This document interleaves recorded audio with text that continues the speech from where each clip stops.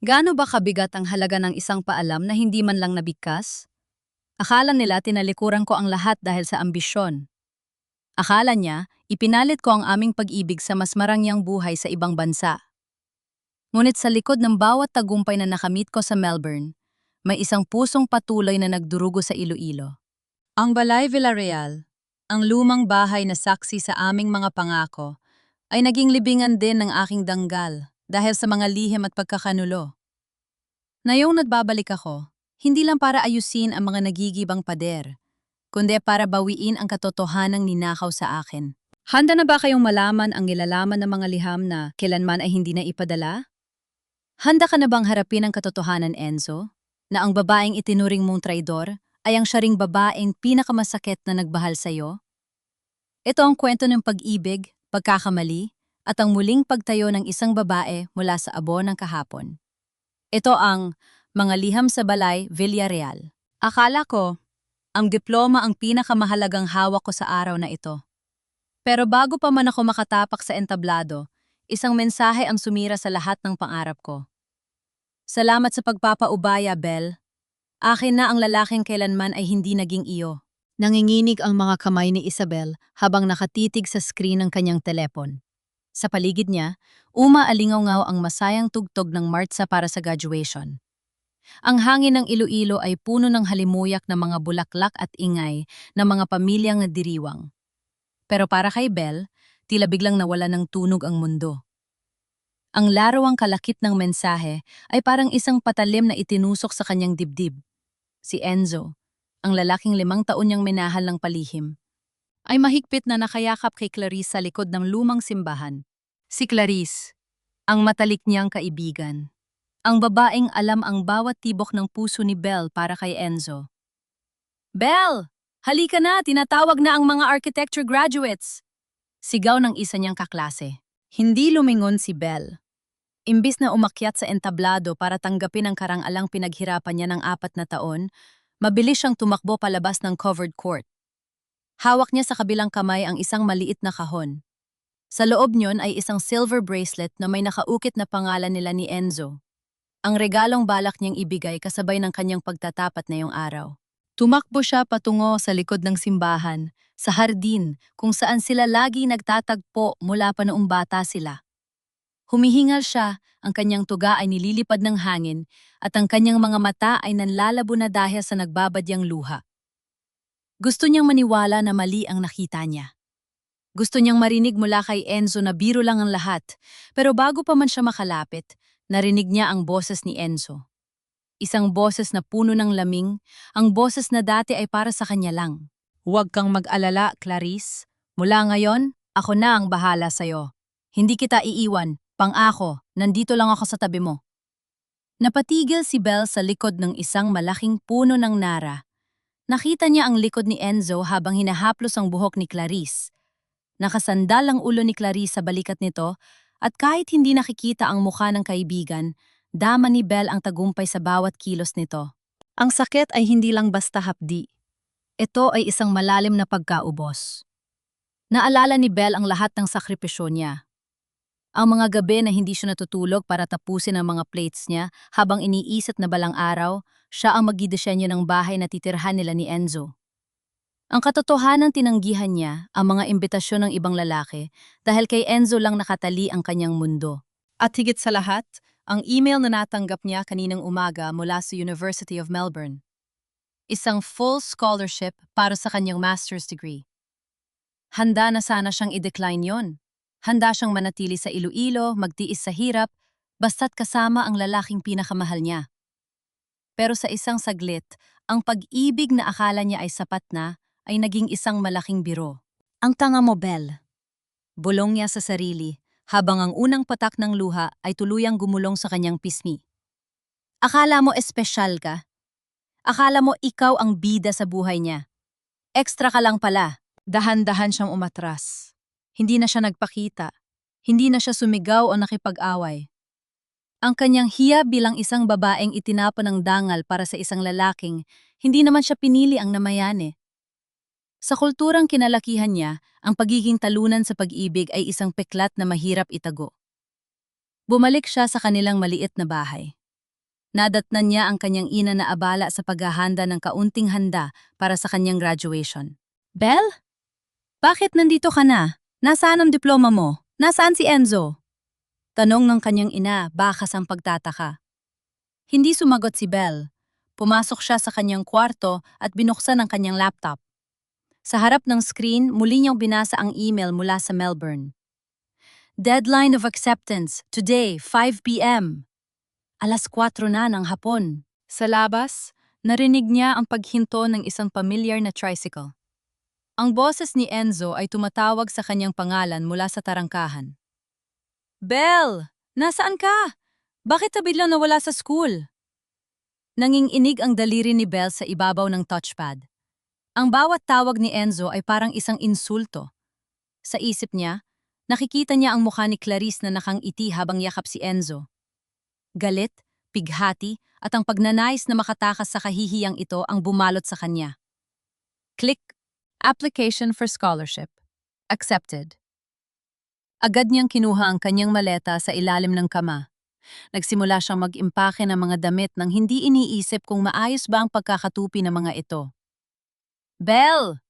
Buksan mo itong pinto! Sigaw ni Enzo mula sa labas ng kwarto. May problema ba? Bakit hindi ka sumasagot sa mga text ko? Hindi pa rin siya sumagot.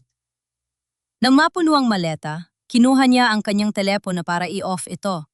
Pero bago niya magawa iyon, isang huling mensahe ang pumasok. Hindi mula kay Enzo, kundi mula kay Clarice. Isang screenshot. Yun ay ang call log ni Enzo.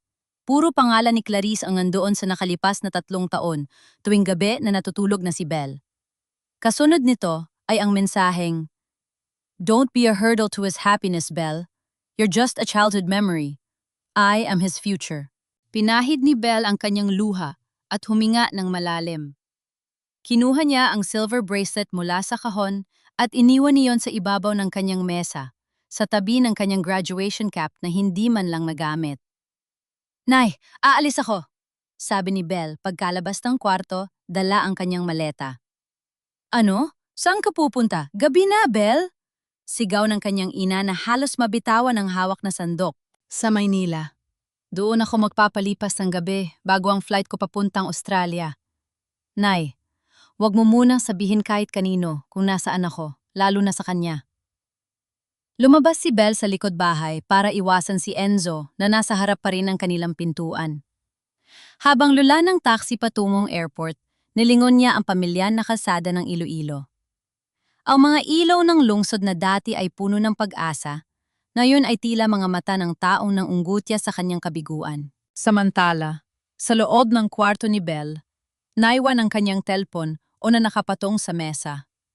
Hindi niya namalaya na sa pagmamadali niya, naiwan niya ito. Isang anino ang dahan-dahang pumasok sa kwarto mula sa bukas na bintana. Si Clarice. Alam niya ang shortcut sa kwarto ni Belle dahil madalas silang mag-overnight doon. Nakita niya ang bracelet at nakita niya ang telpon. Mabilis na kinuha ni Clarice ang telepono ni Belle.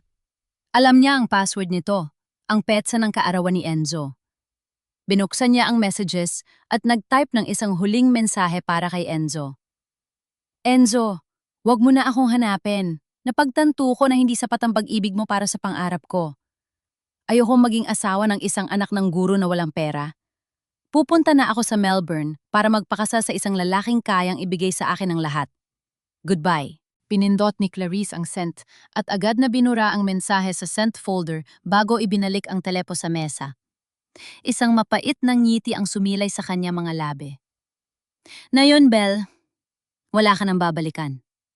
Sa kabilang panig ng tarangkahan, narinig ang malakas na kalabog ng puso ni Enzo habang binabasa ang mensaheng yon.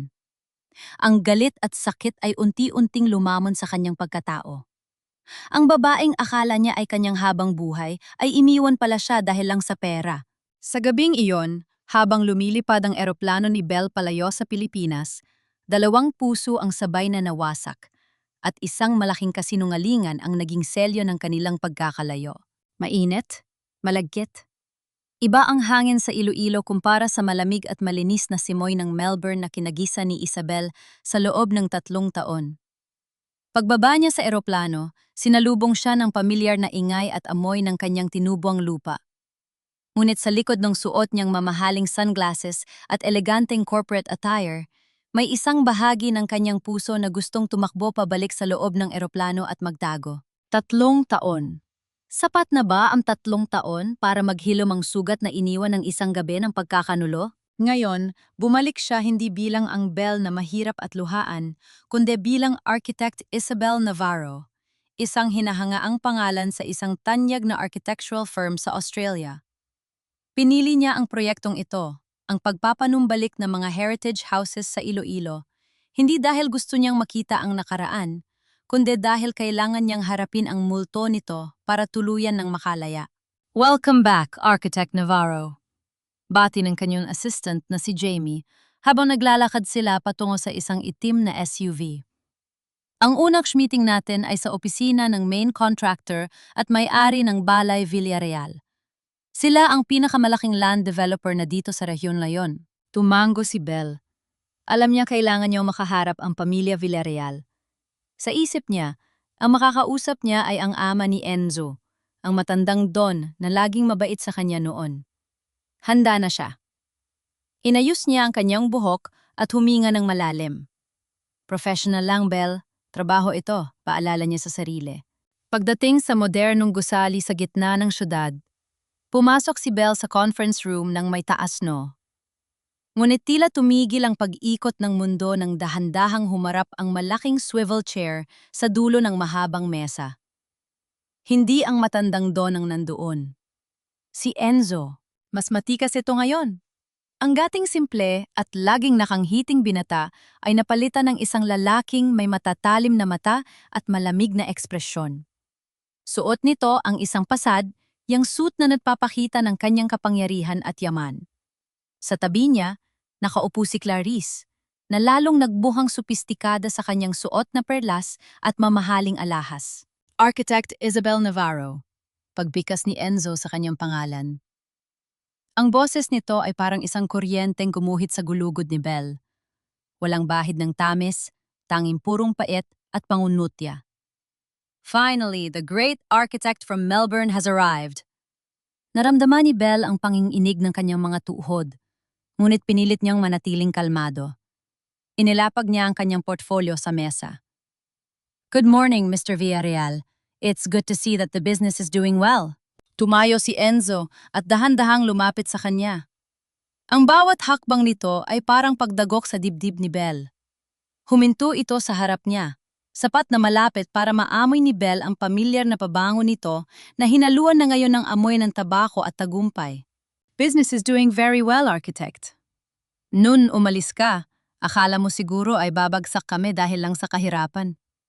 Bulong ni Enzo, sapat lang para marinig ni Belle. Pagkatapos ay lumingon siya kay Clarice at hinawakan ang kamay nito sa ibabaw ng mesa. Salamat sa mga taong nanatili at hindi tumingin sa bulsa ko, kundi sa puso ko. Parang sinampal si Belle sa harap ng kanyang assistant.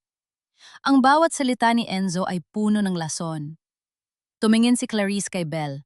Isang mapait na ngiti ang sumilay sa mga labi nito. Welcome back, Belle. Long time no see. Balita namin, malaki na ang naratin mo. Iba talaga kapag pera ang prioridad, di ba? Huminga ng malalim si Belle. Hindi siya pwedeng magpadala sa emosyon. Narito ako para sa Balay Villarreal. Ang ancestral house ninyo ay nangangailangan ng expert restoration. Hindi ako narito para pag-usapan ang personal nating buhay. Tumawa ng mahina si Enzo, isang tawang walang kagalakan. Expert restoration? O baka naman gusto mo lang makita kung ano ang itinapon mo? O baka mas mahal na ang singil mo ngayon dahil galing ka sa ibang bansa? Kinuha ni Enzo ang isang checkbook mula sa kanyang bulsa at mabilis na nagsulat. Pinunit niya ang tseke at inihagis ito sa harap ni Belle. Ayan, sabihin mo sa akin, Architect Navarro, barapa ang presyo mo ngayon? Magkano ba ang kailangan para mapatunayan mong tapat ka sa trabaho mo at hindi mo muling tatalikuran ang projektong ito kapag may mas malaking offer sa ibang bansa? Nanlabo ang paningin ni Belle sa galit at hiyang nararamdaman. Ang sikat na arkitekto na iginagalang sa Melbourne ay tinatrato ngayon na parang isang bayarang manggagawa sa sarili niyang bayan. Hindi mo ako mabibili, Enzo. Matigas na sabi ni Belle. Talaga? Pero 3 taon ang nakakalipas. Binili ka ng isang scholarship at ng pangako na maranyang buhay, hindi ba? Pinagpalit mo ang lahat para sa pirasong papel na yan. Duro ni Enzo sa kanyang diploma na nasa biodata. Lumapit palalo si Enzo. Ang kanyang mga mata ay nagnininga sa pot. Ang Balay Villarreal ay hindi lang basta bahay. Iyon ang huling hiling ng nanay ko bago siya tuluyang manghina. Gusto niyang makitang buhay muli ang bahay na iyon. At dahil ikaw ang pinakamagaling, o yon ang sabi ng firm mo, pababayaan ko ang galit ko para sa hiling ni nanay. Pero wag na wag mong iisipin na dahil kinuha kita ay pinatawad na kita. Mabilis na kinuha ni Enzo ang isang makapal na folder ng mga lumang blueprints at dokumento ng bahay. Imbes na iabot ito ng maayos, binitawan niya ito sa paanan ni Belle. Nagkalat ang ilang mga papel sa sahig. Pulutin mo ang mga yan, architect. Yan ang magiging buhay mo sa susunod na 6 na buwan. Trabaho lang, Belle. Dahil sa bawat oras na makikita kita, ipapaalala ko sa iyo kung gaano mo kadaling ipinagpalit ang lahat ng meron tayo para sa pera at ambisyon. Nanatiling nakatayo si Belle. Tinititigan ang mga papel sa sahig. Ramdam niya ang mapanuyang tingin ni Clarice at ang malamig na presensya ni Enzo. Sa sandaling yon, napagtanto ni Belle na ang pagbabalik niya sa Iloilo ay hinted magiging isang paglalakbay ng paghilom. Ito ay magiging isang digmaan. Dahan-dahan siyang yumuko. Pinulot niya ang mga papel ng may dignidad. Bawat isa ay tila isang piraso ng kanyang nadurog na danggal. Nang tumayo siya, sinalubong niya ang tingin ni Enzo ng walang kurap. Tatrabahuhin ko ang Balay Villarreal, Mr. Villarreal, hindi dadah sa tseke mo, kundi dahil sa respeto ko sa nanay mo at sa kasaysayan ng bahay na yan. At sisiguraduhin ko na bago matapos ang proyektong ito, makikita mo kung ano talaga ang nawala sa iyo. Tumalikod si Belle at naglakad palabas ng silid nang hindi nililingon ang 2 taong sumira sa kanyang buhay. Sa bawat hakbang niya, ang tunog ng kanyang high heels sa tiles ay tila isang martsa ng pakikipaglaban. Sa loob ng conference room, naiwang nakatitig si Enzo sa pintong sinarhan ni Belle. Ang kanyang mga kamao ay nakakuyom ng mahigpit hanggang sa mamuti ang kanyang mga buko-buko. Hindi niya maamin sa sarili na sa kabila ng galit na nararamdaman, ang puso niya ay muling tumibok ng mabilis nang makita ang babaeng pinakamahal at pinakakinamumuhian niya sa buong mundo. Enzo, ayos ka lang? Tanong ni Clarice habang hinahawakan ang kanyang braso. Hindi sumagot si Enzo. Binawi niya ang kanyang kamay at tiningnan ang tseking nananatiling nasa mesa. Ang digmaan ay nagsimula na at sa pagkakataong ito, walang sinuman ang lalabas na hindi sugatan. Ang Balay Villarreal ay tila isang matandang reyna na unti-unting naluluoy sa gitna ng malawak na lupain sa Jaro. Sa kabila ng mga bintanang kapiz na may mga lamat na at ang mga kahoy na dingding na inaanay na, nananatili ang ningning ng kanyang kasaysayan. Para kay Belle, ang bawat sulok ng bahay na ito ay may bulong na nakaraan. Dito siya natutong maglakad habang nakahawak sa mga binti ng nanay ni Enzo. Dito siya unang tinuruan ni Enzo na magbasa sa ilalim ng hagdanang gawa sa tindalo. Ngunit pagbaba niya sa sasakyan, hindi ang init ng pagtanggap ang sumalubong sa kanya, kundi ang malamig na titig ni Clarice na nakatayo sa balkona, tila isang bagong reyna na nagbabantay sa kanyang teritoryo. Hindi ko akalain na may kapal pa ng mukha kang bumalik dito, Belle. Bungad ni Clarice habang dahan-dahang bumababa sa ingrandeng hagdanan. Kung ako sa'yo, pagkatapos ng ginawa mo kay Enzo at sa pamilya niya, hindi na ako magpapakita kahit anino ko. Huminga ng malalim si Belle at tinayos ang kanyang dalang blueprint. Narito ako para sa trabaho, Clarice. Ang Balay Villarreal ay isang heritage site. Responsibilidad ko bilang arkitekto na iligtas ang bahay na ito bago ito tuluyang gumuho. Ililitas? Tumawa ng mapait si Clarice. Sana naisip mo rin yan nung iniwan mo si Enzo, nung panahong halos gumuho ang mundo niya dahil sa utang at pagkakasakit ni Nanay Lita. Utang na loob, Belle. Nakalimutan mo na ba kung sino ang nagpakain sa iyo nung wala pang laman ang sikmura ng pamilya mo? Tumagos ang bawat salita ni Clarice sa puso ni Belle. Iyon ang pinakamasakit na paratang, ang tawaging walang utang na loob. Gusto niyang sumigaw, gusto niyang sabihin na kaya siya umalis ay dahil narinig niyang ipinagpalit na siya ni Enzo. at dahil sa mga mensaheng ipinadala ni Clarice. Pero pinili niyang manahimik. Ang danggal niya ay hindi niya isusuko sa isang pakikipag-away sa gitna ng kalsada. Papasok ako, maikling sabi ni Belle at nilagpasan ng kaibigan. Sa loob ng bahay, lalong sumikip ang dibdib ni Belle. Marami nang nagbago. Ang mga lumang gamit na mahalaga kay Nanay Lita ay tila isinantabi na. Habang nilalakad ni Belle ang malawak na sala, napansin niya ang isang malaking haligi sa gilid ng silid-kainan. Bigla siyang napatigil. Doon, sa kanang bahagi ng haliging nara, may isang lihim na alaala. Noon 16 na taong gulang sila, palihim na inukit ni Enzo ang kanilang mga inisyal. E plus B equal forever. Yon ang kanilang munting sumpaan bago pa man naging komplikado ang mundo. Dahan-dahang lumapit si Belle. Nanginginig ang kanyang daliri habang hinahanap ang bakas ng ukit. Ngunit nanlumo siya nang makitang ang bahaging iyon ng haligi ay makapal na ang pintura. Isang bagong layer ng madilim na barnis ang itinapal doon upang itago ang anumang marka. Hinahanap mo ba yon? Narinig niyang muli ang boses ni Clarice sa likuran niya. Ipinabura ko yon kay Enzo noong nakaraang taon. Sabi ko sa kanya, ang mga basura at kalokohan ng kabataan ay hindi dapat manatili sa isang maayos na tahanan. At alam mo ba kung anong sabi niya? Sabi niya, gawin mo ang gusto mo, Clarice. Wala na akong pakialam sa kahit anong alaala ng babaeng yon. Napapikit si Belle. Ramdam niya ang pait na tila lason na dumadaloy sa kanyang ugat. Ang huling piraso ng kanyang kabataan, ang huling ebidensya na minsan ay naging totoo ang pag-ibig ni Enzo, ay tuluyan ng binura. Bagay lang yun sa'yo, Belle, dagdag ni Clarice, lalong lumalapit at bumubulong sa kanyang tainga. Huwag mong isipin na dahil nandito ka bilang arkitekto ay makukuha mo ulit si Enzo. Kami na ang magpapatakbo ng bahay na ito. Magiging museum ito ng aming pamilya, ng pamilya Villarreal Marquez. Ikaw, hamak na trabahador ka lang na binabayaran para ayusin ang aming tirahan. Lumingon si Belle. Ang kanya mga mata ay nagdiningas na ngayon sa determinasyon. Maaaring nabura ninyo ang ukit sa kahoy, Clarice. Pero ang kasaysayan ng bahay na ito ay hindi mo kailanman mababago.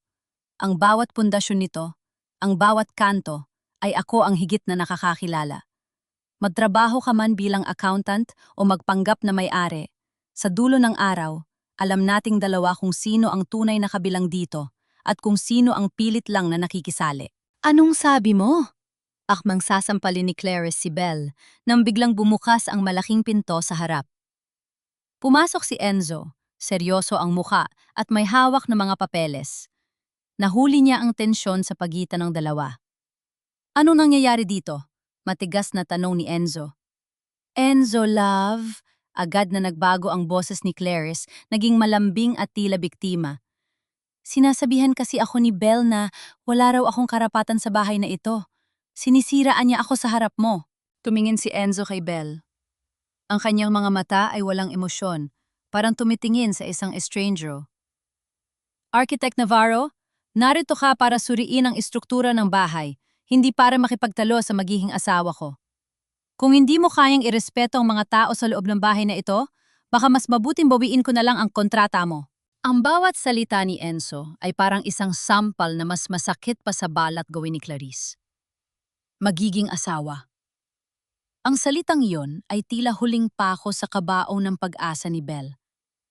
Naiintindihan ko, Mr. Villarreal, sagot ni Belle, pilit na pinapatatag ang boses kahit na ang kanyang puso ay nadudurog. Asahan mo magiging professional ako. Sisimulan ko na pagsusuri sa itaas.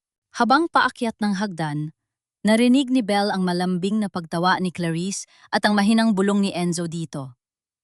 Bawat hakbang ni Belle sa lumang hagdanan ay tila isang pag-akyat sa krus. Ngunit sa gitna ng sakit, isang bagay ang nananatili sa kanyang isipan. Ang Balay Villarreal ay may mga lihim na tanging siya lang ang nakakaalam. At kung talagang gusto siyang burahin ng dalawang ito sa kasaysayan, sisiguraduhin niyang bago siya umalis. Ang katotohanan ang siyang mananaig. Nakarating si Belle sa ikalawang palapag at pumasok sa lumang silid ni Nanay Lita. Doon, nakita niya ang matanda na nakaupo sa kanyang tumba-tumba, nakatingin sa labas ng bintana. Belle? Ikaw ba yan, anak? Mahinang tawag ng matanda. Doon lang bumagsak ang depensa ni Belle. Ang luhang kanina pa niya pinipigilan ay tuluyang umagos nang makita ang tanging taong tumuring sa kanya na parang tunay na anak. Opo, nanay. Ako po ito. Bulong ni Belle habang lumalapit at lumuluhod sa harap ng matanda. Ngunit ang hindi alam ni Belle, sa labas ng pinto, nakatayo si Enzo. Nakikinig sa bawat hikbi ng babaeng akala niya ay kinalimutan na siya. Ang kanyang kamay na nakahawak sa doorknob ay nanginginig. Tila nagtatalo kung papasok ba o hahayaang mawasak ang puso nilang dalawa sa katahimikan. Sa loob ng silid ni Nanay Lita, tila huminto ang oras. Ang amoy ng langis na pampahid at ang halimuyak ng mga tuyong sampagita sa altar ay nagpaalala kay Belle sa mga panahong siya ang paboritong apo sa bahay na ito. Kahit hindi sila magkadugo, ang pagmamahal ng matanda ay higit pa sa sapat para punan ang pangungulila ni Belle sa sariling amang maagang nawala. Huwag ka nang umiyak, Hija. Mahinang sabi ni Nanay Lita habang hinahaplos ang buhok ni Belle. Ang kanyang mga kamay ay kulubot na at nanginginig, ngunit ang init niyon ay hindi nagbago. Akala ko ay tuluyan mo na kaming kinalimutan. Hindi po, nanay. Kahit kailan ay hindi ko po kayo kinalimutan. Hikbi ni Belle. Inayos niya ang kumot ng matanda at kinuha ang mangkok ng maligamgam na lugaw sa gilid.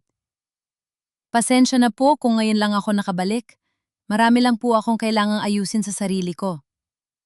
Tinitigan siya ni Nanay Lita ng malalim. Alam ko ang dahilan, Belle. Nakita ko kung paano ka tumakbo palayo nung araw na yon. At nakita ko rin kung paano naging bato ang puso ng anak ko simula nang mawala ka. Napatigil si Belle sa pagpapakain sa matanda. Nanay, masaya na po si Enzo kay Clarice. Sabi po ni Clarice, sila na raw ang mapapatakbo ng buhay dito. Umiling ang matanda. Isang malungkot na ngiti ang sumilay sa kanyang mga labi. Ang nakikita ng mata ay madalas na panlililang ng isipan, Belle. Simula noong gabing umalis ka, si Enzo ay hindi na muling ngumiti ng totoo. Gabi-gabi siyang nakaupo sa balkonahe, naghihintay sa isang aninong alam niyang hindi darating. Naging abala siya sa pagpapayaman, sa pagtatrabaho. Pero ang loob niya? Bakante. Anak. Parang itong bahay na ito bago ka dumating. Pero nanay, narinig ko po siya. Sinig ko silang dalawa ni Clarice sa hardin. Pagpapatuloy ni Belle, ang pait ay muling bumabalik. Minsan, ang naririnig natin ay kalahati lang ng katotohanan. Makahulugang sabi ni Nanay Lita. Inabot ng matanda ang isang maliit na susi na nakasabit sa kanyang kwintas na nakatago sa loob ng kanyang damit. Belle, may isang bagay na hindi ipinapakita si Enzo kahit tanino. Isang lumang kahon na gawa sa lata. Palagi niyang tinitingnan yun kapag akala niya ay tulog na ako. Doon niya itinatago ang lahat ng hindi niya masabi. Kahon po! Tanong ni Belle. Ang kanyang kuryosidad ay nagising. Oo. At alam kong si Clarice ay matagal na ring naghahanap niyon. Gusto niyang burahin ang lahat ng koneksyon mo kay Enzo. Babala ng matanda. Mag-iingat ka kay Clarice, Belle. Hindi lahat ng nag-aalaga ay may mabuting hangarin. Minsan, ang pag-aalaga ay paraan lang para makontrol ang yaman at ang tao. Bago pa makasagot si Belle, biglang bumukas ang pinto. Pumasok si Clarice na may dalang tray ng gamot. Agad na nagbago ang aura sa silid. Ang malambing na ekspresyon ni Clarice ay tila isang maskara na mabilis na isinuot. Oh, Belle, nandito ka pa pala? Akala ko ay tapos ka na sa inspection mo sa itaas. Wika ni Clarice, ang boses ay puno ng asidong nakabalot sa asukal. Nanay Lita, oras na po ng gamot ninyo. Ako na po ang bahala, Belle. Baka marami ka pang gagawing blueprints. Huwag mo nang abalahin ang sarili mo sa pag-aalaga sa nanay namin. Pinigyang diin ni Clarice ang salitang namin. Tumayo si Belle, pinahid ang kanyang mga luha at tumingin ng diretsyo kay Clarice. Tapos na ako magpakain, Clarice. At huwag kang mag-alala. Alam ko ang limitasyon ko bilang arkitekto. Pero bilang tao, hindi ko matatalikuran ng Nanay Lita. Habang naglalakad si Belle, palabas ng silid, lumingon siya sandali. Nakita niya si Clarice na abalang nag-aayos ng una ni Nanay Lita. Pero ang mga mata nito ay hindi nakatingin sa matanda. Ang mga mata ni Clarice ay nakatuon sa maliit na side table ni Enzo na nasa kabilang panig ng silid, doon sa drawer na may mabigat na lock. Paglabas ni Belle sa hallway, muntik na siyang mabangga kay Enzo. Nakasandal ito sa pader, tila kanina pa naghihintay. Anong sinabi ni nanay sa iyo? Malamig na tanong ni Enzo. Wala, kinumusta ko lang siya. Sagot ni Belle, pilit na iniiwasan ang titig ng lalaki. Huwag mo siyang bibigyan ng maling pag-asa, Belle. Hakbang ni Enzo palapit, dahilan para mapatras si Belle sa pader. Huwag mong iparamdam na nandito ka pa rin, tapos bukas o sa makalawa mawawala ka na naman na parang bula. Hindi na kaya ni nanay ang isa pang pag-iwan. Hindi ako ang nang-iwan, Enzo. Ikaw ang unang bumitaw. Bulong ni Belle, ang boses ay nanginginig sa galit at sakit. Ako? Ako ang bumitaw? Natawa ng mapait si Enzo. Sino sa atin ang nagpadala ng mensaheng pera lang ang habol, kaya sasama sa ibang lalaki sa Melbourne? Sino sa atin ang hindi man lang sumagot sa kahit isang tawag? Nangunot ang noo ni Belle. Anong mensahe? Anong tinutukoy mo? Bago pa makasagot si Enzo, isang malakas na kalabog ang narinig nila mula sa loob ng silid ni Nanay Lita. Agad silang pumasok at tumambad sa kanila si Clarice na nakaluhod sa sahig. Nagkakalat ang mga gamit mula sa drawer ni Enzo. Ang lock ng drawer ay puwersahang binuksan. Anong ginagawa mo, Clarice? Sigaw ni Enzo. Namutla si Clarice, pero mabilis itong nakaisip ng dahilan. Enzo, love, may hinahanap lang akong reseta ni nanay. Akala ko ay nailagay mo dito. Ngunit ang pansin ni Belle ay natuon sa isang bagay na hawak ni Clarice sa likod nito. Isang maliit na kahon na gawa sa lata. Kinalawang na ang mga gilid pero halatang maingat na itinatago. Nagkatinginan si Belle at si Nanay Lita. Alam ni Belle na ang kahong yon ang susi sa lahat. At sa galit na nakikita niya sa mga mata ni Enzo, alam niyang may malaking sasabog sa loob ng bahay na ito. Mabilis na hinablot ni Enzo ang kahon mula sa mga kamay ni Clarice. Ang kanyang panga ay nagnangalit, at ang hangin sa loob ng silid ay tila nagkaroon ng kuryente sa tindi ng tensyon. Sabi ko sa'yo, huwag mong pakikialaman ang mga gamit ko, Clarice. Ang boses ni Enzo ay mababa, ngunit puno ng babala. Enzo, nag-aalala lang naman ako. Pilit na pagpapaawa ni Clarice, habang ang kanyang mga mata ay pasulyap-sulyap kay Belle na parang sinisisi ito sa nangyari. Simula nang dumating ang babaeng yan, naging magulo na ang lahat. Baka kung ano na ang ipinapakain niya kay Nanay Lita, kaya ka nagkakaganyan. Lumabas ka muna, utos ni Enzo, hindi nakatingin sa kanya. Pero Enzo, lumabas ka! Sigaw ni Enzo na ikinagulat ng lahat, maging ni Nanay Lita. Padabog na lumabas si Clarice. Ngunit bago siya tuluyang makalayo, binigyan niya si Belle ng isang tinging nangangako ng gante. Nanatili si Belle sa kanyang kinatatayo. Tinititigan ang kahon na hawak ni Enzo. Alam niyang nandoon ang sagot. Pero alam din niyang hindi pa ito ang tamang oras para buksan ang sugat ng nakaraan. Kinabukasan, ang Balay Villarreal ay naging pugad ng abala. Ang mga trabahador ay nagsimula ng magbaklas ng mga bulok na bahagi ng kisame. Si Belle ay abala sa pagsusuri ng mga materyales na kapakararating lang. Ngunit habang tinitingnan niya ang mga kahoy na gagamitin para sa restoration, napansin niyang may mali. Mang Lando, bakit puting kahoy ito? Ang nasa order ko ay nara at yakal, tanong ni Belle sa foreman.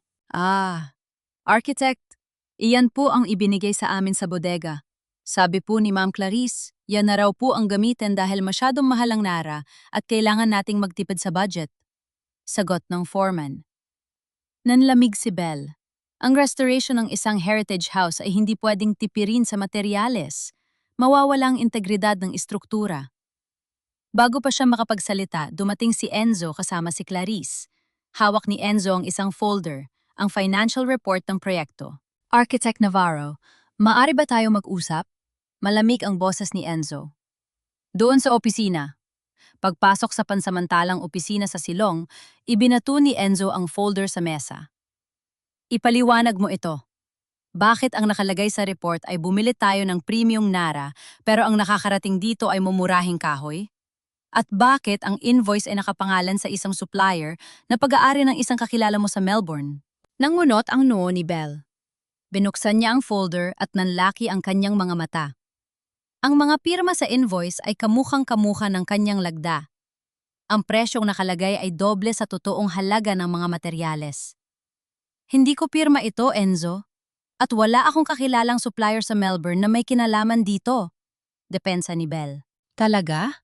O baka naman nakagawian mo na talagang kumuha ng hindi sayo? Sumbat ni Enzo, unti-unting lumalapit sa kanya. Sabi ni Clarice, nakita kanyang may kausap sa telpo, o kagabi may binabanggit kang commission at transfer account. Akala ko ba bumalik ka para sa danggal mo? Pero tila pera pa rin ang nagpapatakbo sa'yo. Enzo, makinig ka muna. Sawing-sawa na akong makinig sa mga kasinungalingan mo, Belle. Hiyaw ni Enzo. Noong graduation, pera ang dahilan kaya ka umalis ng walang paalam. Ngayon, pera pa rin ang dahilan kaya mo dinadaya ang proyekto ng pamilya ko? Ganun ba kalaki ang kailangan mo para masabing matagumpay ka na? Ang bawat salita ni Enzo ay parang sampal na paulit-ulit na dumudurog sa pagkatao ni Belle. Ang lahat ng hirap niya sa Australia, ang bawat gabing umiiyak siya habang nagtatrabaho para lang mapatunayan na hindi siya basura, ay tila walang saysay sa harap ng lalaking ito. Muhang pera! Ang huling salitang binitawan ni Enzo na tuluyang nagpabura sa pasensya ni Belle. Pak! Isang malakas na sampal ang dumapo sa pisngi ni Enzo. Napatigil ang mundo. Ang mga trabahador sa labas ay natahimik. Maging si Clarice na nakikinig sa pintuan ay napasinghap. Huwag na huwag mo akong tatawaging mukhang pera, Enzo Villarreal. Ang boses ni Belle ay nanginginig sa matinding galit at pighati. Ang kanyang mga mata ay punong-puno ng luha na ayaw niyang hayaang pumatak. Wala kang alam sa pinagdaanan ko. Wala kang alam kung bakit ako umalis. Kung iniisip mong pera lang ang mahalaga sa akin, sana ay hindi na ako bumalik dito. Sana ay hinayaan ko na lang na mabulok ang bahay ninyo. Belle, bakas ang gulat sa mga mata ni Enzo, hawak ang kanyang namumulang pisngi. Gusto mong malaman kung bakit ganun ang invoice? Magtanong ka sa fiancé mo. Magtanong ka kung sino ang may hawak na mga susi ng bodega at sino ang nakikipag-usap sa mga kontraktor. Duro ni Belle kay Clarice na dahan-dahang umaatras. Huminga ng malalim si Belle, pilit na pinapakalma ang kanyang sarili. Kahit na ang kanyang buong katawan ay nanginginig. Trabaho ang pinunta ko rito, Enzo. Dangal ang bitbit ko. Pero kung ang tingin mo sa akin ay magnanakaw, hindi ko na kailangan manatili sa lugar na ito. Architect Navarro? Banta ni Enzo. Muling bumabalik ang lamig sa kanyang boses. Kapag numakad ka, palabas ng pintong yan bago matapos ang investigasyon sa perang nawawala, ituturing ko itong pag-amin ng kasalanan. At sisiguraduhin kong hindi ka na makakapagtayo kahit isang kubo sa bansang ito. Gawin mo ang gusto mo, Enzo, sagot ni Belle, habang isang luha ang tuluyang pumatak. Dahil ang masakit na katotohanan, matagal mo na akong sinira, bago mo pa man nalaman ang tungkol sa perang ito. Lumabas si Belle ng opisina, nilagpasan si Clarice na may nising tagumpay sa labi. Ngunit hindi alam ni Clarice, sa gitna ng galit ni Belle, may isang bagay itong napansin sa folder na naiwan. Isang maliit na pagkahamali sa petsa ng invoice na magtuturo sa tunay na may akda ng panloloko. Ang labanan ay hindi pa tapos. At sa gabing iyon, sa ilalim ng ulan sa Iloilo, sumumpas si Belle na hindi siya papayag na muling tapakan ng kanyang dignidad. Ang gabi sa Jaro ay balot ng matinding katahimikan, maliban sa mahinang kaluskos ng mga dahon at ang bawat patak ng ulan na tila nanunukso sa naguguluhang isipan ni Isabel. Matapos ang mainit na sagupaan nila ni Enzo sa opisina, hindi na nagawa ni Belle na umalis ng tuluyan sa Balay Villarreal. May kung anong puwersa ang pumipigil sa kanya. Marahil ay ang pangako niya kay Nanay Lita o ang pagnanais na linisin ang kanyang nadungisang pangalan. Habang lahat ay tila mahimbing na ang tulog, dahan-dahang lumabas si Belle mula sa kanyang pansamantalang silid. Bit-bit ang isang maliit na flashlight, tinahak niya ang madilim na hallway patungo sa silid ni Enzo. Naalala niya ang sinabi ni Nanay Lita tungkol sa kahon na gawa sa lata. Kung nandoon ang katotohanan, kailangan niya itong makuha bago pa ito tuluyang maitago o masira ni Clarice. Laking gulat niya nang makitang hindi nakalak ang pinto ng silid ni Enzo. Pumasok siya ng dahan-dahan, ang kanyang puso ay kumakabog ng malakas na tila maririnig ng buong bahay.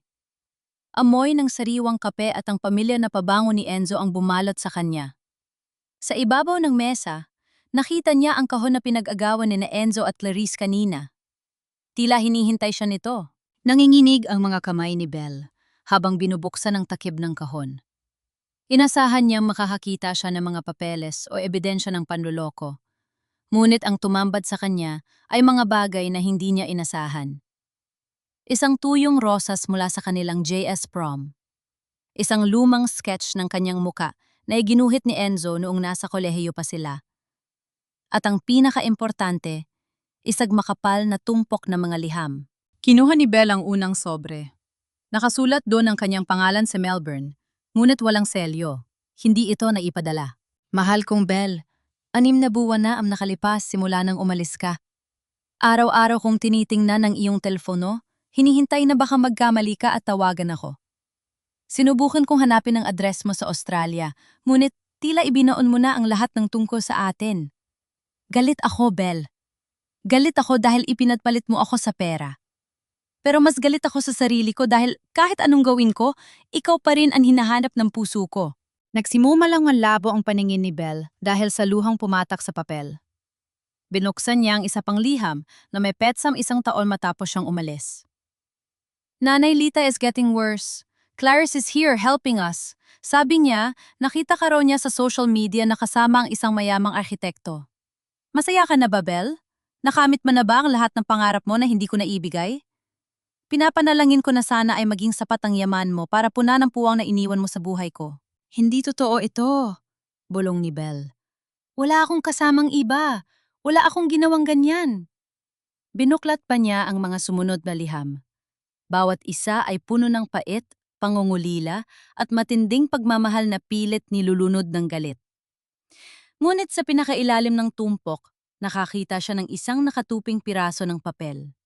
Hindi ito liham. Isa itong printed screenshot ng isang mensaha. Iyon ang mensaheng natanggap ni Enzo nung gabi ng kanyang graduation. Ang mensaheng nagsasabing pera lang ang habol ni Belle at sasama na siya sa ibang lalaki. Napasinghap si Belle nang mapansin ang isang maliit na detalye sa screenshot. Sa gilid ng screen, may isang maliit na notification icon na hindi napansin ni Enzo. Isang icon ng isang app na ginagamit para i-clone ang mga phone numbers. At sa likod ng papel, may isang sulat kamay na hindi kay Enzo, kundi kay Clarice. Mission accomplished. He hates her now. Tila gumuho ang mundo ni Belle.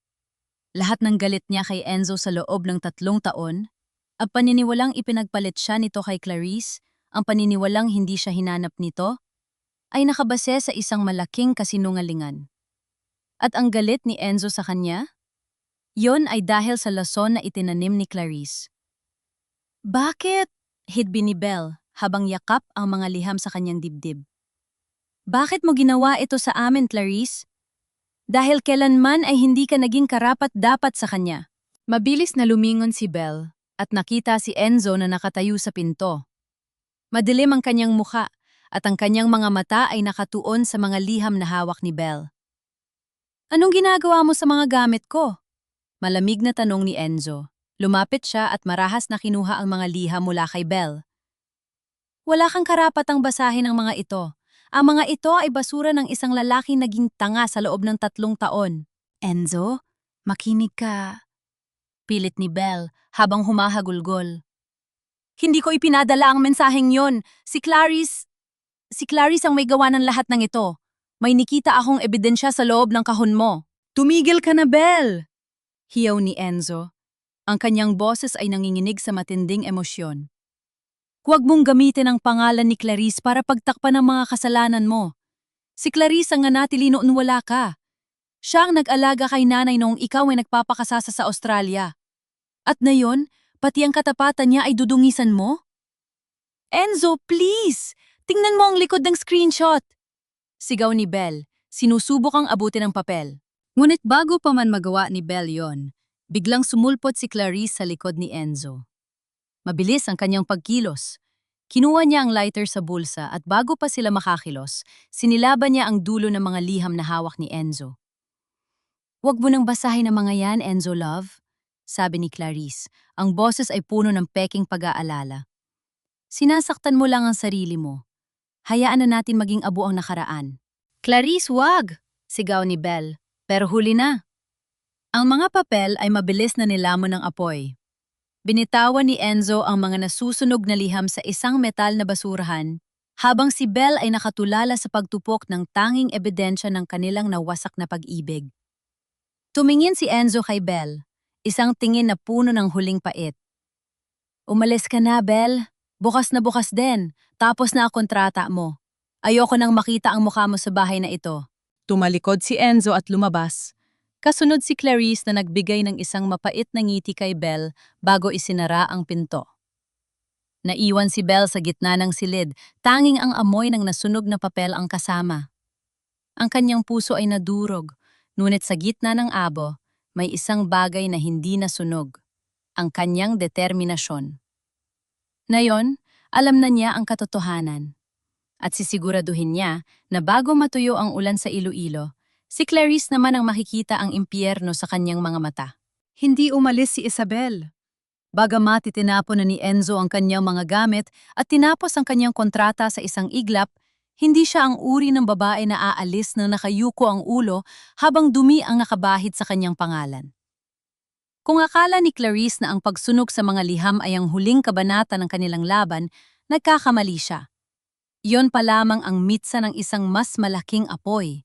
Nanuluyan si Belle sa isang maliit na pension house malapit sa Balay Villarreal.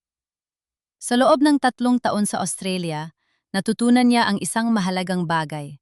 Ang bawat krimen, gaano man kalinis, ay palaging nag-iiwan ng bakas sa papel. At bilang isang arkitekto, alam niya kung paano magbasa sa pagitan ng mga guhit at numero. Kinabukasan, habang tirik ang araw sa Iloilo, nagtungo si Belle sa talyer ni Mang Lando, ang foreman na tinanggal ni Clarice matapos itong magreklamo tungkol sa mga materyales. "Mang Lando, kailangan ko ang tulong ninyo," bungad ni Belle. Inilapag niya ang ilang kopya ng mga invoice na nakuha niya bago siya pinalayas. "Alam ko hindi lang basta puting kahoy ang ipinalit sa Nara. Alam ko may mas malalim pang nangyayari sa budget ng Balay Villarreal." Napakamot sa ulo ang matanda. Bakas ang takot sa kanyang mga mata. "Ma'am Belle, ayoko na po ng gulo. Malakas si Mang Clarice kay Sir Enzo. Baka mawalan pa ako ng trabaho sa ibang proyekto." "Mang Lando, ang Balay Villarreal ay hindi lang basta bahay ni Enzo. Iyon ay pamana ng Iloilo," mariing sabi ni Belle. "Kapag bumagsak ang bahay na iyon dahil sa marupok na materyales, hindi lang si Enzo ang mawawalan. Mawawalan ang kasaysayan. At kayo? Kayo ang huling humawak sa mga materyales na iyon. Kayo ang nakakaalam kung saan nanggaling ang mga peking resibo." Huminga ng malalim ang matanda at pumasok sa loob ng kanyang maliit na bahay. Lumabas siya na may hawak na isang maduming notebook. "Ito po, ma'am. Lahat ng delivery na dumarating, itinatala ko ang totoong plate number ng truck at ang pangalan ng driver. Hindi sila galing sa supplier na nasa kontrata ninyo. Galing sila sa isang bodega sa labas ng syudad na pag-aari ng pinsan ni Mang Clarice." Kumislap ang mga mata ni Belle. Ito ang kailangan niya. Isang paper trail na mag-uugnay kay Clarice sa sistematikong pagnanahaw sa pundo ng proyekto. Habang nag-iimbestiga si Belle, isang malaking pagtitipon ang nagaganap sa Balay Villarreal. Isang selebrasyon para sa darating na kasal ni na Enzo at Clarice, kasabay ng pagpapakita sa mga piling bisita ng progreso ng restoration. Suot ang isang simpleng puting dress na nagpapakita ng kanyang sopistikadong aura, pumasok si Belle sa gat ng mansyon. Agad siyang hinarang ng mga security guard, ngunit bago pa man sila makakilos, lumabas si Enzo. "Anong ginagawa mo rito, Isabel? Sabi ko huwag ka na magpapakita sa akin." Malamig na sabi ni Enzo. Ang kanyang mga mata ay pagod, tila hindi rin nakatulog ng maayos. "Nandito ako para sa isang final inspection, Mr. Villarreal," sagot ni Belle. Ang boses ay sapat na malakas para marinig ng ilang mga bisita nga sa malapit. "Bilang arkitekto na unang humawak sa proyektong ito, may legal akong obligasyon na iulat ang anumang panganib sa istruktura ng bahay. At naniniwala ako ang Balay Villarreal ay isang malaking bitag sa kasalukuyan. Nababaliw ka na ba? Naninira ka na naman. Singhal ni Clarice nakakarating lang habang nakakapit sa braso ni Enzo. Enzo, pinalayas mo na siya, di ba? Bakit hinahayaan mo pa siyang gumawa ng eksena rito? Tumingin si Belle ng diretso kay Clarice, isang ngiting mapang-uyam ang sumilay sa kanyang mga labi. Natatakot ka ba, Clarice? O natatakot kang malaman ng lahat kung bakit ang budget para sa pundasyon ay napunta sa bagong kotseng binili mo para sa pinsan mo? Namutla si Clarice, ngunit mabilis na nakabawi. Wala kang ebidensya. Puro ka lang haka-haka dahil hindi mo matanggap na ako ang pinili ni Enzo. May ebidensya ako, sagot ni Belle. Itinaas niya ang notebook ni Mang Lando at ang mga litrato ng bodegang pinanggalingan ng mga substandard na kahoy. Enzo, tingnan mo ang mga ito. Ang mga haliging ipinagmamalaki mo, ang mga kahoy na akala mo ay nara, ay inaanay na bago pa man maikabit. Ang Balay Villarreal ay hindi lang basta masisira. Maaari itong gumuho anumang oras kapag may dumating na malakas na lindol o bago. Kinuha ni Enzo ang mga papeles mula kay Belle. Habang binabasa niya ang mga nakatala, ang kanyang mukha ay unti nagiging kasing pula ng apoy. Tumingin siya kay Clarice, na ngayon ay nagsisimula na manginig. Enzo, hindi totoo yan. Gawa-gawa lang yan ni Belle dahil gusto niya tayong sirain. Pagmamakaawa ni Clarice. Tumahimik ka muna, Clarice. Utos ni Enzo.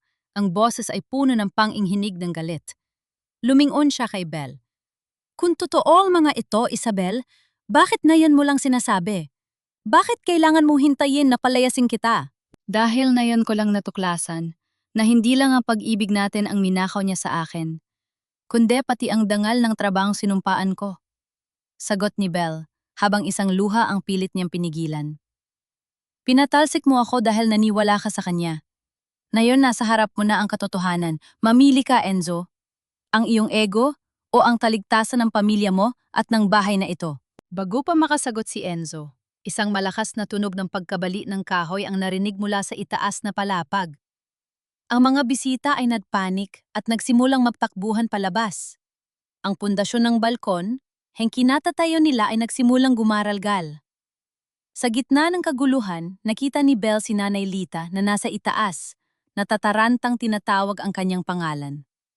Ang bahagi niyo ng bahay ang pinakamahina dahil dun ginamit ang pinakamaraming substandard na materyales. Nanay! Sigaw ni Belle. Hindi na nag-isip si Belle. Sa kabila ng panganib, tumakbo siya papasok sa gumagalaw na istruktura. Alam niya ang bawat kanto ng bahay, alam niya kung saan ang matibay at kung saan ang bibigay. Belle, wag! Delikado!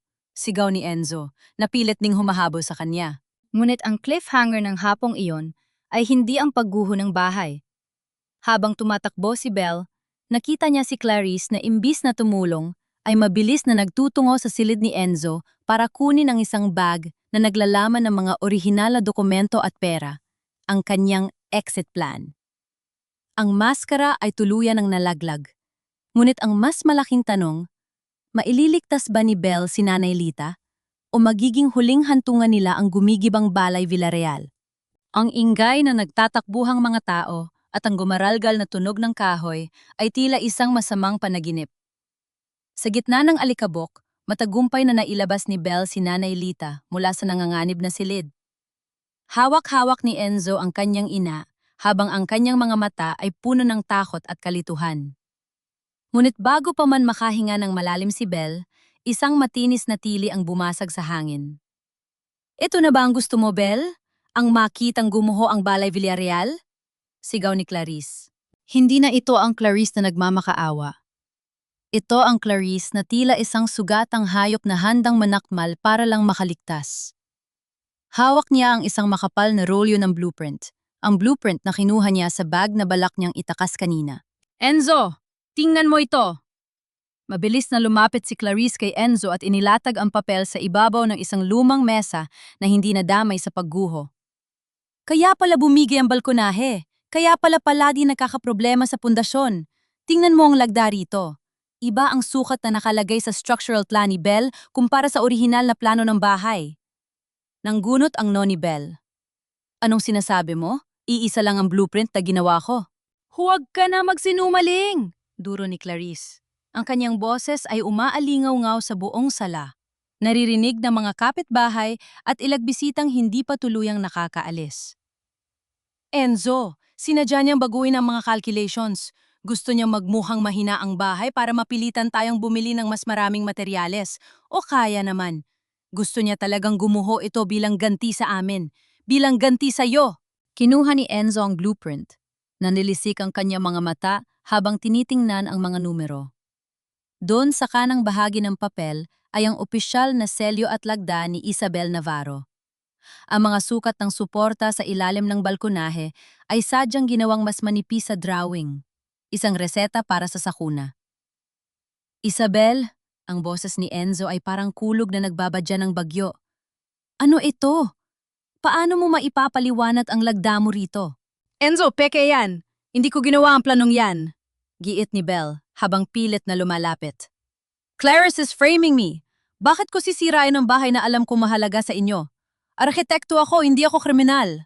Pero ikaw lang ang may access sa mga digital files, di ba? Singit ni Clarice. Ang kanyang mga mata ay nanunukso. At ikaw lang ang may motibo. Galit ka dahil ipinalit kita? Galit ka dahil hindi mo nakuha ang gusto mo rito? Enzo, palak niyang patayin tayong lahat sa loob ng bahay na ito. Tumingin si Enzo sa paligid. Ang balay Villarreal, ang tanging pamanang iniwan ng kanyang ama, ang lugar kung saan siya lumaki, ay unt-unti nang nasisira. At sa harap niya, ang babaeng minahal niya ng igit sa lahat ay itinuturing na ngayon ng lahat na isang saboteur. Ang hiya o kahihiyan sa buong barangay Jaro ay hindi na matatakasan. Ang pamilya Villarreal ay naging sentro ng usap-usapan. Tama na, mahinang sabi ni Enzo, ngunit puno ng tait. Enzo, maniwala ka sa akin.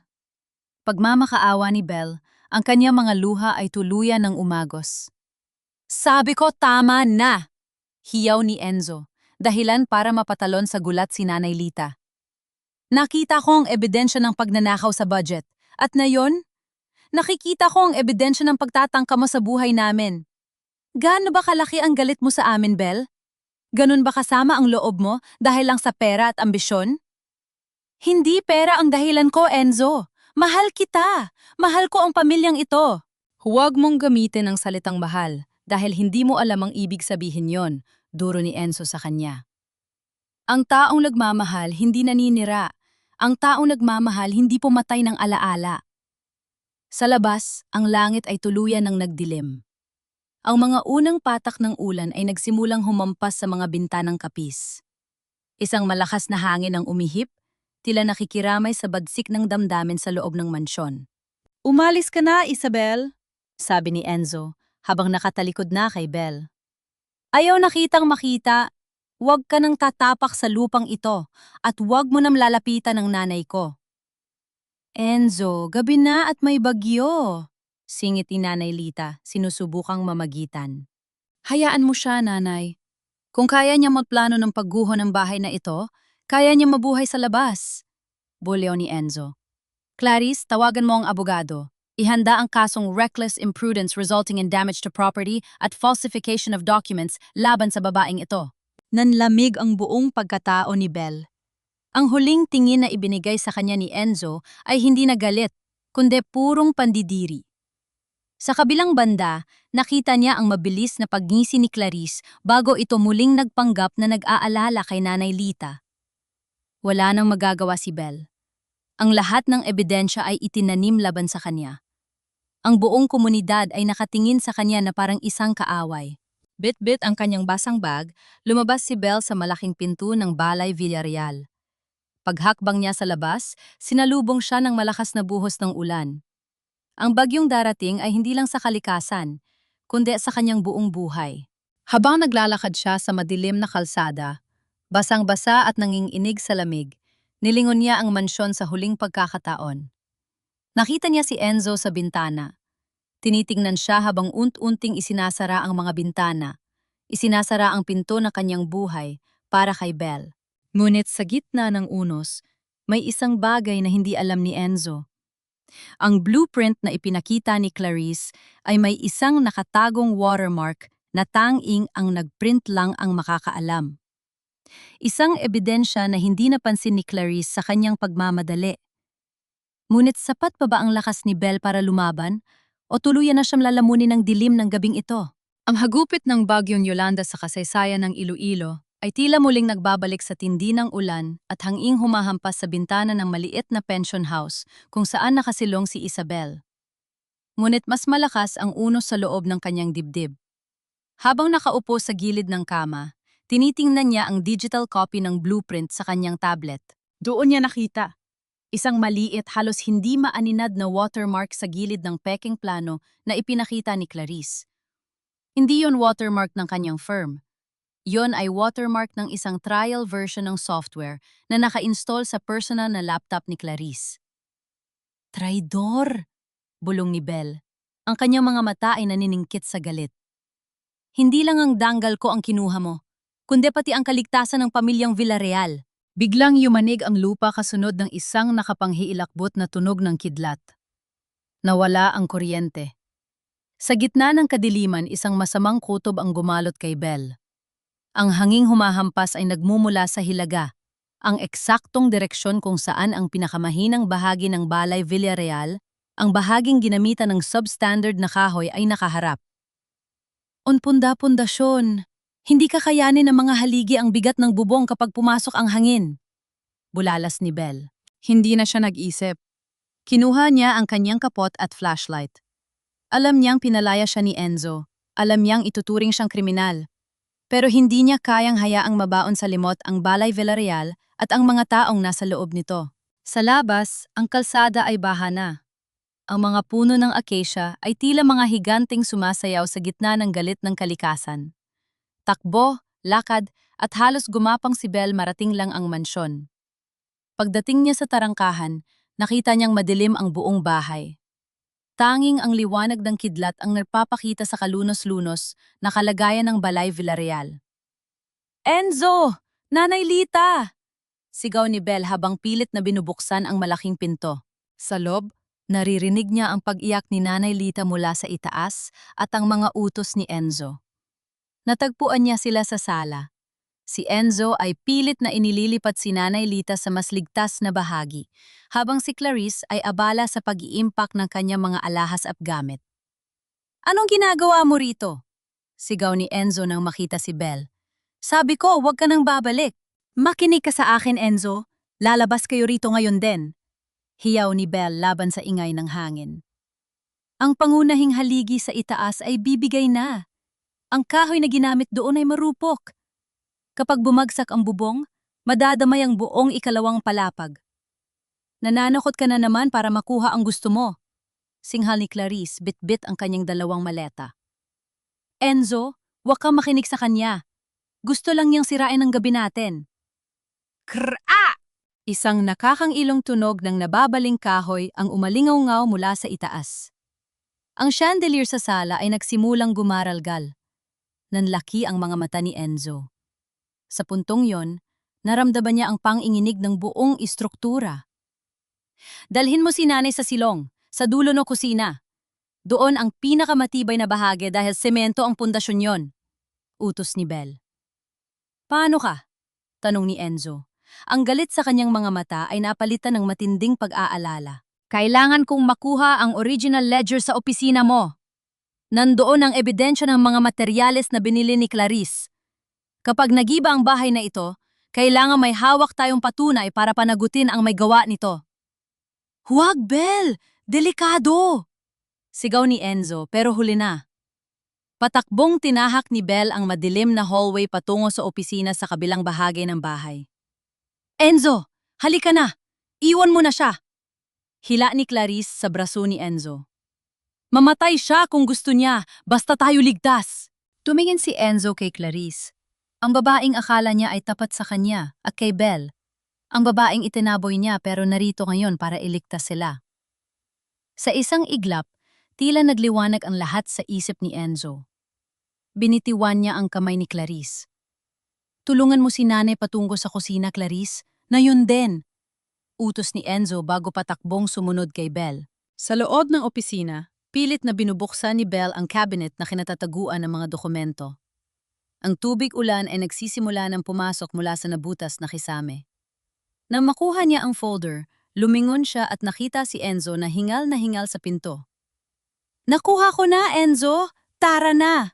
sigaw ni Belle. Ngunit bago pa sila makahakbang palabas, isang malakas na hagupit ng hangin ang nagpabagsak sa isang malaking puno sa labas. Tumama ito sa gilid ng opisina. Ang sahig na gawa sa substandard na kahoy, ang kahoy na inaprubahan ni Clarice para makatipid, ay hindi kinaya ang pressure. "Belle!" sigaw ni Enzo nang makita niyang bumibigay ang sahig sa ilalim ni Belle. Tumalon si Enzo para abutin ang kamay ni Belle. Ngunit huli na. Ang mga lumang tabla ay sabay na bumigay, at sa isang nakakahilong sandali, kapwa sila nahulog sa madilim na silong ng Balay Villarreal. Ang huling narinig ni Belle bago ang lahat ay magdilim ay ang malakas na pagguho ng mga pader sa itaas at ang boses ni Enzo na tinatawag ang kanyang pangalan sa gitna ng kawalan. Maalikabok. Madilim. Amoy ng basang lupa at lumang kahoy ang gumalot sa pandama ni Isabel nang dahan-dahan niyang idilat ang kanyang mga mata. Masakit ang kanyang ulo at tila manhid ang kanyang kanang binti. Ngunit ang unang naramdaman niya ay ang init ng isang bisig na nakapulupot sa kanya. "Belle? Belle, gising!" Ang boses ni Enzo ay nanghihina, puno ng panginginig. Napaubo si Belle. Sa tulong ng mahinang liwanag ng kidlat na sumisilip mula sa butas ng gumuhong sahig sa itaas, nakita niya ang mukha ni Enzo. May dugo sa noo nito, ngunit ang mga mata nito ay nakatitig sa kanya ng may takot na tila ngayon lang siya nito muling nakita. "Enzo? Nasaan tayo?" bulong ni Belle. "Nasa silong tayo. Bumigay ang sahig ng opisina," sagot ni Enzo habang pilit na iniaangat ang isang malaking piraso ng kahoy na nakadagan sa kanila. "Ayos ka lang ba? May masakit ba sa'yo?" "Ang binti ko, pero kaya ko." Pilit na tumayo si Belle, ngunit muli siyang napaupo. Habang sinusubukan nilang kapein ang paligid para makahanap ng malalabasan, nahagip ng flashlight ni Belle ang isang bagay na kumikinang sa ilalim ng mga guho. Isang mamahaling bag na balat. Ang bag na hawak ni Clarice bago sila mahulog. Marahil ay nabitawan niya ito sa gitna ng panik o sumama ito sa pagguho. "Ang bag ni Clarice," sabi ni Belle. Inabot ni Enzo ang bag. Marahil ay sa lakas ng pagbagsak, bumukas ang zipper nito at nagkalat ang mga nilalaman. Mga alahas, bundle ng pera at isang lumang telepono na balot sa plastic. Hindi yon ang kasalukuyang smartphone ni Clarice. Yon ay ang lumang modelong telepono na ginagamit nito 3 taon na ang nakalilipas. "Bakit itinatago niya ito?" tanong ni Enzo sa sarili. Kinuha ni Enzo ang telepono. Sa kabila ng ilang gasgas, himalang bumukas pa ito. Tila, hindi binura ni Clarice ang mga alaala ng kanyang tagumpay, isang tropeo ng kanyang panlilinlang. "Enzo, tingnan mo." Turo ni Belle sa messages. Binuksan ni Enzo ang sent messages. Dun, tumambat ang katotohanang 3 taon nilang hindi nalaman. Ang mensaheng nagsabing mukhang pera si Belle, ang mensaheng nagtaboy kay Enzo noong gabi ng graduation, lahat ay ipinadala mula sa teleponong ito gamit ang isang illegal na cloning app. At may isa pang folder. Drafts. "Kahit anong gawin mo, Enzo, sa akin ka babagsak. Gagamitin ko ang pera ng kumpanya mo para makuha ang gusto ko. Hindi ka para kay Belle. Para ka sa yaman ko." Hindi lang yon. May mga litrato ng mga peking invoice, mga usapan sa text sa pagitan ni Clarice at ng supplier ng substandard na kahoy, at ang plano kung paano ibibintang kay Belle ang lahat. "Diyos ko!" Napasanda si Enzo sa isang haligi. Ang kanyang mukha ay namutla na tila nawalan ng dugo. "Anong nagawa ko? Belle! Anong nagawa ko sa'yo?" "Enzo!" Isang tinig ang sumigaw mula sa itaas. Si Clarice. Nakatayo siya sa gilid ng butas sa sahig. Hingal na hingal at puno ng putik ang damit. "Enzo! Belle! Buhay ba kayo? Ibigay niyo sa akin ang bag ko! Ang bag ko!" Tiningnan ni Enzo ang babaeng nasa itaas. Ang babaeng akala niya ay ang kanyang kaligtasan sa loob ng 3 taon. Ang babaeng pinaniniwalaan niya habang tinatapakan niya ang danggal ng babaeng tunay na nagmamahal sa kanya. Ang bagba na ito, Clarice? Itinaas ni Enzo ang lumang telepo. Ang kanyang boses ay puno ng put na tila bulkang sasabog. Ang teleponong naglalaman ng lahat ng kasinungalingan mo? Ang teleponong sumira sa buhay namin ni Belle? Napatigil si Clarice. Nanlaki ang kanyang mga mata at unting nawala ang kulay sa kanyang muka. Enzo, hindi. Makinig ka? Gawa-gawa lang yan ni Belle. Ipinasok niya yan sa bag ko. Tumahimik ka! Hiyaw ni Enzo. Ang boses ay umalingaw-ngaw sa buong silong, mas malakas pa sa kulog sa labas. Nabasa ko ang lahat, Clarice, mula sa pagnanakaw mo sa pondo ng Balay Villarreal hanggang sa pag-clone mo sa numero ni Belle 3 taon na ang nakalipas. Ikaw ang sumira sa amin. Ikaw ang dahilan kung bakit kami nagdusa. Enzo, ginawa ko lang yan dahil mahal ka ta. Mas kailangan kita kaysa sa kanya. Sigaw ni Clarice, desperado na at nagsisimula ng umiyak ng peke. Hindi pag-ibig ang tawag doon, Clarice. Kasamaan yon.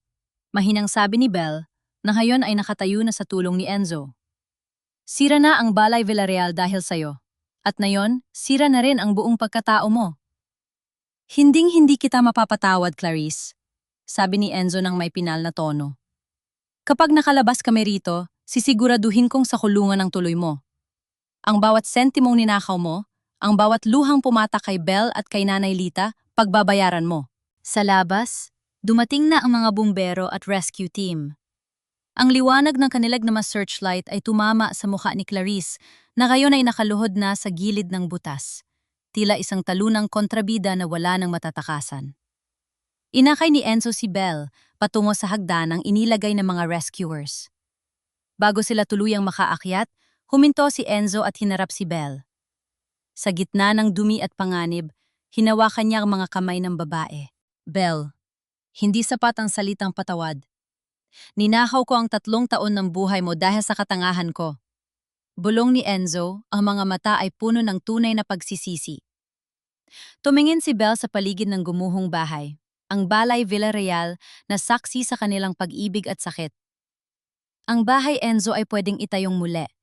Pero ang tiwala, yon ang kailangang ayusin. Nang makalabas sila sa mansyon, sinalubong sila ng mga pulis na agad na pinigilan si Clarice. Habang isinasakay si Clarice sa patrol car, ang huling nakita niya ay si Enzo na mahigpit na nakayakap kay Belle sa ilalim ng ulan. Habang ang anino ng Balay Villarreal ay nananatiling nakatayo, sira man ang mga pader, ay malinis na ang mga lihim nito. Ang sikat ng araw sa Iloilo kinabukasan ay tila isang malinis na telon pagkatapos ng isang madugong dula. Bagamat maraming bahagi ng Balay Villarreal ang gumuho, ang pundasyon yon ay nananatiling nakabaon sa lupa, katulad ng katotohanang tuluyan ng lumutang. Sa presento ng pulisya, ang amoy ng lumang papel at kape ay hinaluan ng tensyon. Si Clarice ay nakaupo sa likod ng rehas. Wala na ang perlas sa kanyang leeg at ang ayos ng kanyang buhok.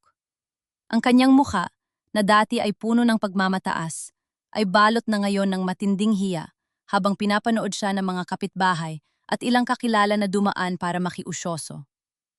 Sa isang maliit na bayan, ang balita ng kanyang panloloko ay mas mabilis pa sa kidlat. Hindi niyo pwedeng gawin ito sa akin? Enzo, sabihin mo sa kanila, aksidente lang ang lahat! Hiyaw ni Clarice, ang kanyang boses ay paos na sa kaiiyak. Ngunit si Enzo ay nakatayo lamang sa labas ng rehas, kasama si Belle at ang kanilang abogado. Ang kanyang mukha ay parang semento, malamig at walang bakas ng awa. Ang aksidente ay ang pagkikita natin dalawa, Clarice. Sabi ni Enzo, ang boses ay mababa pero tumatagos. Lahat ng ebidensya, ang mga peking invoice, ang ninakaw mong pondo mula sa Balay Villarreal at ang pag-clone mo sa numero ni Belle ay sapat na para mabulok ka sa loob. Hindi lang ang pera ko ang ninakaw mo, kundi pati ang pagkakataon naming maging masaya sa loob ng 3 taon. Ginawa ko yun dahil hindi ka mahal niyan. Duro ni Clarice kay Belle. Iniwan ka niya, Enzo. Pinili niya ang Melbourne. Iniwan niya ako dahil pinalabas mo na may relasyon tayo. Bulyaw ni Enzo. At kahit iniwan niya ako, ikaw, hindi mo kailanman nakuha ang puso ko. Nanatili ka lang sa tabi ko dahil sa awa at dahil sa utang na loob ko sa pag-aalaga mo kay nanay. Pero pati pala ang pag-aalaga mo may presyo. Lumapit si Belle sa rehas. Tiningnan niya si Clarice ng diretsyo sa mga mata. Walang galit sa mga mata ni Belle. Tanging purong pagkaawa para sa isang babaeng nabulag ng sariling ambisyon. Salamat sa iyo, Clarice, mahinang sabi ni Belle. Dahil sa paninira mo, natutunan kong tumayo sa sarili kong mga paa. Natutunan kong ang dangal ko ay hindi nakadepende sa sasabihin ng ibang tao. Nakuha mo ang lahat ng material na bagay na gusto mo, pero sa huli, tanging ang sarili mong anino ang kasama mo sa seldang yan. Habang inilalabas si Clarice para dalhin sa provincial jail, isang malakas na sampal ang dumapo sa pisingin nito mula sa isang hindi inaasahang tao. Si Nanay Lita, na nakasakay sa wheelchair at inaalalayan ng isang nurse, ay nanginginig sa galit. Ipinagkatiwala ko sa iyo ang anak ko. Itinuring kitang parang tunay na anak. Hikbi ng matanda. Pero ang puso mo ay kasing itim ng uling. Huwag mo nang tatawagin ang pangalan namin kailanman. Nang makaalis ang patrol car, naiwan ang katahimikan sa pagitan ni Belle at Enzo sa labas ng presento. Ang init ng araw ay tila hindi sapat para tunawin ang pader na namamagitan sa kanila. Belle! Tawag ni Enzo.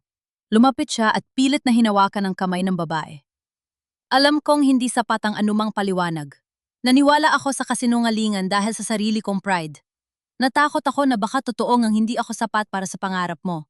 Pinili kong maging galit kaysa hanapin ang katotohanan. Binitawan ni Belle ang kamay ni Enzo ng dahan-dahan. Enzo, ang sakit na idinulot mo ay hindi lang dahil sa mga mensahe ni Clarice. Ang mas masakit ay ang katotohanang matapos ang 5 taon nating pagsasama, bago ako umalis, hindi mo ako kilala. Naniwala ka agad na kaya kitang ipagpalit sa pera. Ang tiwala, Enzo, ay parang pundasyon ng Balay Villarreal. Nang gumuho yon, hindi lang ang bahay ang nasira. Belle, let me fix it.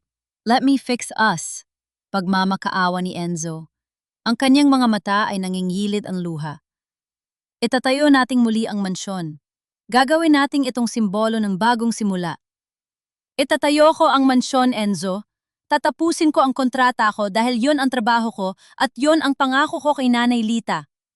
Sagot ni Belle, ang kanyang tinig ay matatag. Pero ang tayo, Enzo, ang pag-ibig na walang tiwala ay parang bahay na itinayo sa buhangin. Isang bagyo lang. Guguho muli. Ibig bang sabihin, aalis ka na naman? Tanong ni Enzo bakas ang pait sa boses. Kailangan kong bumalik sa Melbourne sa susunod na linggo para ayusin ang resignation ko doon at ang transfer ng firm ko rito sa Iloilo, sabi ni Belle. Nagulat si Enzo sa narinig. Babalik ako rito para sa karir ko, para sa Nanay Lita at para sa sarili ko. Pero hindi ko maipapangaka ko na babalik ako para sa'yo. Tumalikod si Belle at sumakay sa kanyang sasakyan. Iniwan si Enzo na nakatayo sa gitna ng kalsada. Hindi na siya ang luha ang Belle na tumakas 3 taon na ang nakalilipas. Ngayon, siya ay isang babaeng may malinaw na direksyon. Ngunit habang umaandar ang sasakyan, napatingin si Belle sa kanyang side mirror. Nakita niya si Enzo na nakatitig pa rin sa kanya. Ang anino nito ay mahaba sa semento. Alam ni Belle na ang karma ay tapos na kay Clarice, pero ang pagsubok para sa kanila ni Enzo ay kasisimula pa lamang. Matatapos ba ang restoration ng Balay Villarreal nang hindi naaayos ang mga bitak sa kanilang puso? O sadyang may mga bagay na mas mabuting hayaan na lang na maging bahagi ng kasaysayan? 6 na buwan ang mabilis na lumipas. Ang Iloilo ay muling naging makulay sa pagdating ng kapistahan. Ngunit sa Jaro, may isang bituin na muling nagniningning, ang Balay Villarreal. Tapos na ang restoration. Ang mga binta ng kapis ay kumikinang nasa ilalim ng sikat ng araw, ang mga sahig na nara ay kasing kinis na ng salamin, at ang mga haligi ay matatag na muling nakatindig. Ang bahay na dati ay simbolo ng pagkakanulo, ay isa na ngayong obra maestra ng sining at katatagan. Naglalakad si Isabel sa loob ng mansyon para sa kanyang huling inspeksyon. Ngayong araw, ang formal na turnover ng proyekto. Suot ang isang eleganteng asul na dress, tinitingnan niya ang bawat kanto ng may niti. Wala na ang pait. Ang bawat lamat sa pader na kanyang inayos ay tila naghilom na rin sa mga sugat ng kanyang puso. Napakaganda, Belle! Isang boses ang narinig niya sa likuran. Si Nanay Lita, na ngayon ay mas malakas na at nakatayo na sa tulo ng isang tungkod, ay dahan-dahang lumalapit. Nanay, para po sa inyo ito, sabi ni Belle habang inaalalayan ang matanda. Saksi ang bahay na ito sa lahat ng sakripisyo ninyo. Nararapat lang na ibalik ang danggal nito. Salamat anak. Hindi lang ang bahay ang ibinalik mo, kundi pati ang kapayapaan sa pamilyang ito. Sabi ni Nanay Lita, sabay tingin sa pinto kung saan pumasok si Enzo. Hindi na ito ang galit at mapagmataas na Enzo na nakaharap ni Belle. 6 na buwan na ang nakalipas. Mas payak ang ayos niya ngayon. At ang kanyang mga mata ay puno ng kapayapaan at paghanga. Nanatili siya nakatayo sa malayo, tila nirerespeto ang distansyang hinihingi ni Belle sa loob ng nakalipas na mga buwan. Architect Navarro, bati ni Enzo nang may paggalang. The Board of Directors and the Heritage Council are very impressed. You did more than what was on the contract. Ginawa ko lang ang trabaho ko, Mr. Villarreal. Sagot ni Belle nang may matamis na ngiti. Ang Balay Villarreal ay handa na para sa susunod na henerasyon. Pagkatapos ng maikling seremonya ng turnover, naghanda na si Belle para sa kanyang pag-alis patungong airport. Gaya ng napagkasunduan, babalik siya sa Melbourne para sa huling 2 linggo bago tuluyang ilipat ang kanyang opisina sa Pilipinas. Habang nag-iimpake siya sa kanyang sasakyan, lumapit si Enzo. Hawak niya ang isang maliit, pamilyar na kahon. Ang kahon na iniwan ni Belle sa kanyang mesa noong gabing umalis siya 3 taon na ang nakalipas. Belle, sandali lang! Tawag ni Enzo. Napatigil si Belle. Enzo, naging malinaw na tayo, di ba? Babalik ako rito para sa trabaho pero... Hindi kita pipigilan, Belle. Putol ni Enzo sa kanyang sasabihin. Dahan-dahan niyang binuksan ang kahon at kinuha ang silver bracelet na may ukit ng kanilang mga pangalan. Gusto ko lang ibalik ito sa'yo. Itinago ko ito kahit nung akala ko ay kinamumuhian kita. Nung gabi ng graduation, hindi ko ito nakita agad dahil kinuha ni Clarice. Pero nahanap ko ito sa mga gamit niya nung gabing nabulgar ang lahat. Kinuha ni Belle ang bracelet. Ramdam niya ang lamig ng pilak sa kanyang palad. Ngunit ang init ng alaala ay dumarating na nang walang kasamang sakit. 3 taon nating hinayaan ng ibang taong magsulat ng kwento natin, Belle. Pagpapatuloy ni Enzo, ang boses ay nanginginig sa emosyon. Ngayon, malaya ka na. Malaya na rin ako. Hindi ako humihingi ng pangako na magiging tayo ulit pagbalik mo. Gusto ko lang malaman mo na sa pagkakataong ito, ako naman ang maghihintay. Ako naman ang magpapatunay na karapat-dapat ako sa tiwala mo. Tumingin si Belle sa mga mata ni Enzo. Nakita niya ang katapatan na dati ay natakpan ng galit. Enzo, ang pagpapatawad ay isang proseso. Binibigay ko na yon sa iyo ngayon. Pero ang pag-ibig? Ang pag-ibig ay kailangang itayong muli, gaya ng Balay Villarreal. Dahan-dahan, matibay at walang itinatagong lihim. Isang tipid na ngiti ang sumilay kay Enzo. Sapat na yon sa akin, Belle. Maghihintay ako sa airport pagbalik mo. Hindi bilang kliyente mo kundi bilang Enzo na muling nanliligaw sa babaeng pinakamahal niya. Tumango si Belle at sumakay sa sasakyan. Habang tinatahak niya ang daan patungo sa airport, nilingon niya ang Balay Villarreal sa huling pagkakataon. Nakita niya si Enzo na kumakaway mula sa balkona sa tabi ni Nanay Lita. Sa loob ng airport, habang naghihintay ng kanyang flight, kinuha ni Belle ang kanyang telpo. Binuksan niya ang kanyang social media at nag-post ng isang larawan, ang restored na Balay Villarreal na nariligiran ng liwanag ng dapit hapon. Ang kanyang caption, "On pagbabalik ay hindi laging pag-atras. Minsan, kailangan nating balikan ang nakaraan para lamang kumuha ng lakas na harapin ang bukas ng may danggal. Tapos na ang bagyo. Oras na para muling magpatayo." Samantala, sa loob ng selda, narinig ni Clarice ang balita tungkol sa tagumpay ni Belle mula sa kanyang abogado. Wala siyang ibang nagawa, kundi ang umiyak sa dilim, habang ang buhay na pilit niyang ninakaw ay masayang nagpapatuloy nang wala siya. Paglapag ng eroplano ni Belle sa Melbourne, hindi nalungkot ang kanyang dala. Alam niyang sa loob ng 2 linggo babalik siya sa Iloilo. Hindi para tumakas, kundi para manatili. Dahil sa dulo ng lahat ng pait na tuklasan ni Isabel Navarro, na ang pinakamatibay na pundasyon ng kahit anong istruktura, maging ito ay bahay o pag-ibig, ay ang katotohanan. At sa ilalim ng langit ng Iloilo, ang Balay Villarreal ay nananatiling saksi na ang bawat pagkakamali ay may pagkakataong maitama at ang bawat pusong tapat ay palaging makakahanap ng daan pauwi.